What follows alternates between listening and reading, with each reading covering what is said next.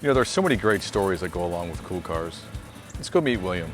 He's got a 55 Chevy, or the double nickel, that comes with a great one. Let's go.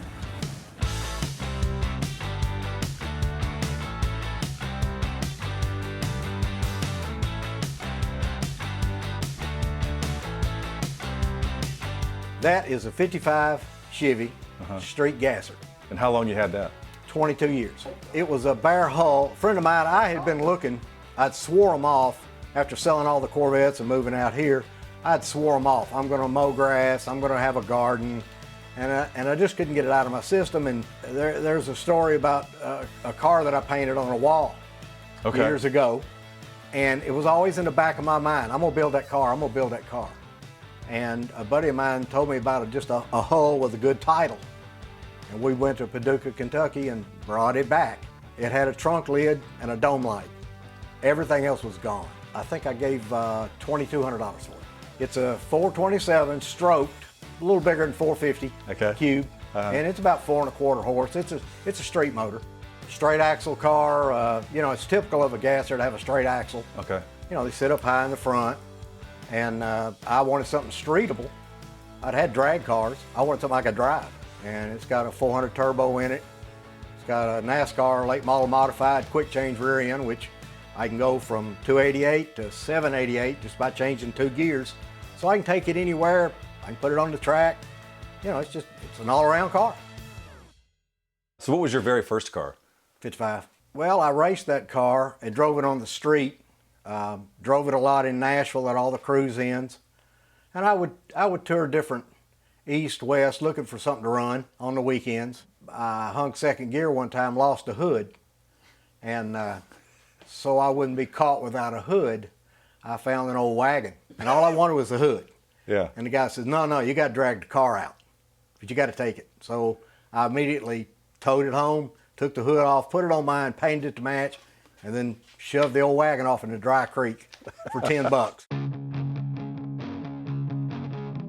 Back in 68, 69, my father had a carpet store up in Smyrna and had a second story. And at that time, my parents had divorced. Sometimes I'd stay at my dad's, sometimes I'd stay at my mom's. So this second story was completely empty. So I wound up with a Grundig stereo, a bed, and Chester drawers, those 3 items, in this huge open building. And out of just boredom, I hadn't had a 55 Chevrolet at the time, I would go to the windows and they swung out, and I would look down at my car and I thought, I'm going to paint a mural. I want to paint a 55 Chevrolet on that wall. Give me something to look at and I'll land in bed. Yeah. I would look, I'd sketch a while, and then I'd paint a while.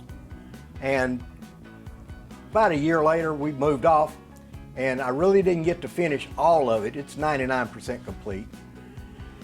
And it had been there all these years. My 2 brothers lived in Smyrna and Laverne, and from time to time this building would change ownership. And they would go up there and, can we go upstairs and take a picture of the car? No, we painted over that, we paneled over it, we don't let anybody go upstairs. And this went on for 40 years.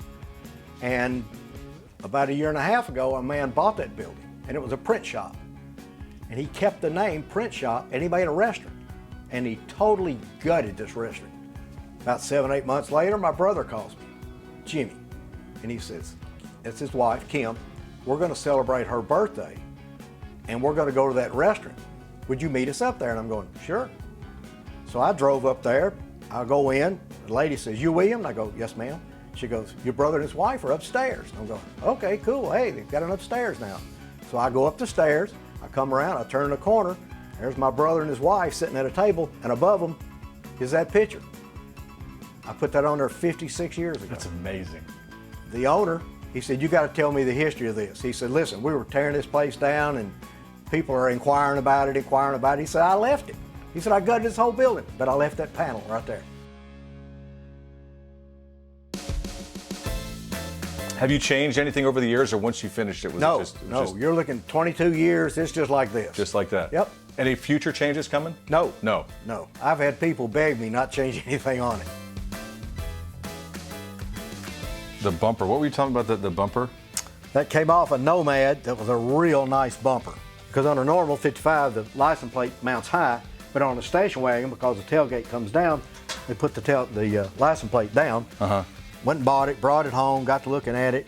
Had these two little dings, and I'm going, oh man, perfect chrome other than that. And I thought, it doesn't look right on my car anyway. So I just set it outside on some sawhorses and sanded it down and painted it. And at the time, it's probably about a $500 bumper. Yeah. But it looks better. Looks better, the way you wanted it. That's exactly right. And so who's this E.B. Smith here? What's going on there? That used to be a dealership downtown. That covers up the two holes where the license plate Oh, bracket I used see to what you be. did there. Okay. Yeah. All right. And who are these fellows here on the right? Bob Amos owned Music City Rod Shop. His son, Chris, and he's got a brother named Bobby. Bob picked the cam and looked at my straight axle before I cut it, approved it. Chris has helped do some engine work. Eddie Johnson, fellow railroader, real good welder. When I cut the quick change up, cut the axles and shortened them, he welded up. He's got a big welder. Mike Hollingsworth, another railroader. Him and my little brother helped us put the glass in, which is a pretty nice job. Ronnie Nichols. This is the boy I grew up with since about 4 years old. That's him on the back. Right here on your shirt. That's him. And he is a blacksmith, and he hand forged the steering arms. When I put the straight axle in, you can't buy those. He made them. Come up here, did some measurements, went home, made them. They fit perfect. Oh yeah. And Larry York is actually the guy that cut the front straight axle and put it back together. He's the one that actually found this car in Kentucky. Let's see what's under the hood of this thing, huh? What do you say? All righty. If you'll pull that pin, kind of push in a little bit, pull it out, and then pull the fender out about a 1/4 inch and go forward. You ready? I'm ready when you are. Just let her sit. Yeah, it'll hold. We've got Patriot fender well headers. They came from Speedway. It's a 427 stroked engine. It's got a set of Mickey Thompson valve covers, Offenhauser breathers. It's got an Elderbrock TR2X tunnel ram. Got a pair of 450 tunnel ram carburetors that are modified. It's got a Vertex magneto in it. And that's about the only thing on the car other than an alternator that deals with electricity. I'm still running a 77 one-ton fuel pump. Nothing on this car is cut up or butchered or banged, or it's just like the day it rolled out of the factory. Putting the straight axle under it, that come out from under a 66 half-ton Chevy van. We took 4 inches out of the middle, put it back together, everything lined up, GM specs. I'm still running the factory steering box, idler arm, pitman arm, and tie rods. All 1955 stuff. You said you could drive with your pinky, right? One finger. You'll see. How many hours do you think you have in this thing? Do you have any idea? Oh, no. No, there's no telling. Do you ever have any problems with it? No. Never. Nope. Transmission cooler, aftermarket aluminum radiator off eBay. So also, I'm noticing some holes here. You decided to leave the trim off, huh? Yes. I didn't think that a Gasser needed all that fancy trim. So you can put it back on, you just choose not to. Oh, sure. Yeah. And the double nickel. It's a 55 Chevy and double nickel. That's what it means, 5.5. And you did the silver for the color of the nickel. Yes, sir. And then In God We Trust, right? What's on the other side? E pluribus unum. Back when this country was being built, our forefathers, that was Latin. You learned that in school. It means from many into one.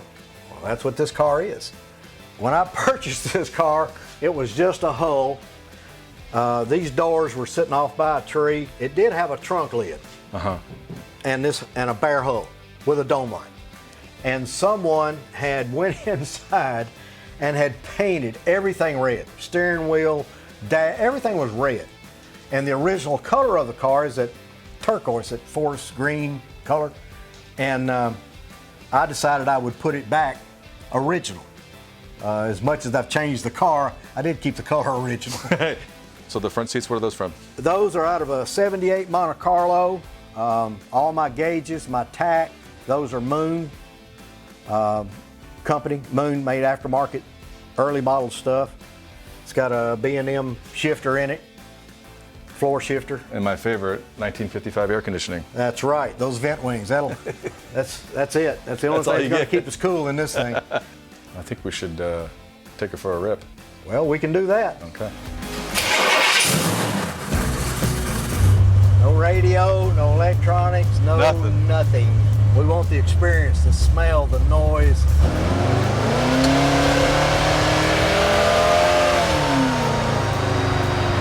About half. I mean, throttle. you can't beat that. Did you hear the whine of the gears? Oh yeah. It does handle good. Do you kind of feel like the way you built it, this way, Gasser style, that it kind of keeps you like transported in like a certain time?